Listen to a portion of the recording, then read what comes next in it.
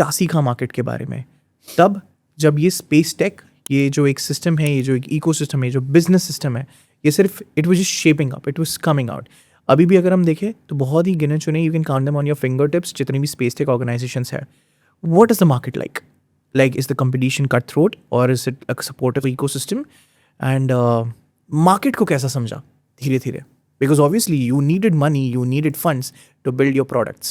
Definitely. So market को कैसा समझा, पहले प्रॉब्लम समझना होता है कि क्या प्रॉब्लम आप फेस कर रहे हो. जो प्रॉब्लम सॉल्व मनुष्य में कर रहे, वो प्रॉब्लम वी रियलाइज जब हम इसरो के साथ अपना सैटेलाइट बना रहे थे. That the fuel that they use in their satellite, ISRO satellites is called hydrazine. It's extremely toxic and carcinogenic, जिसके कारण लोग मरे हैं. Carcinogenic के मायने? Carcinogenic मतलब जिससे कैंसर होता है. ओके. जिसके एक्सपोजर से या गैस के एक्सपोजर से कैंसर होता है, वो कार्सिनोजेनिक होता है. और प्लस वो टॉक्सिक होता है. वो प्रॉब्लम जब हम इसरो के साथ काम कर रहे थे, वी रियलाइज दैट प्रॉब्लम. फिर जब मनुष्य स्टार्ट करने का टाइम आया, सो उस टाइम पे we knew that problem. And we have read through literature, different talking to the people, that this is the problem. कि यहाँ पे there is a need for alternative, the propulsion system fuel for satellites. Yes, fuel basically.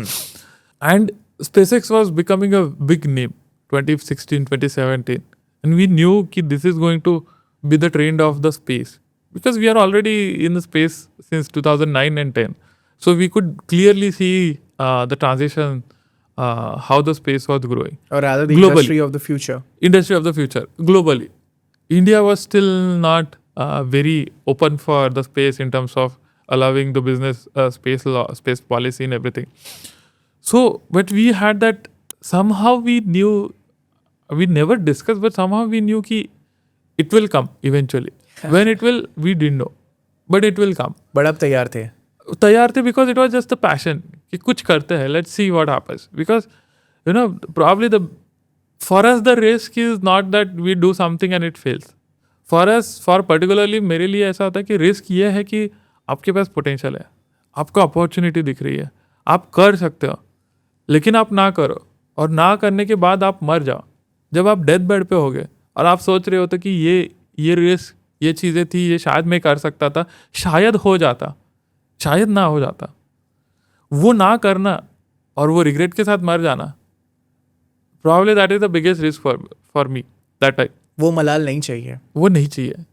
Try करके fail हुआ तो it's okay, you will have at least the great stories to tell, rather than potential होके भी ना करना. ये एक बहुत बेसिक थॉट था जिस प्रिंसिपल पे मनस्त स्टार्ट किया हमने. मेरे पिता कहते हैं कि अगर जीतना है तो खेलना पड़ेगा.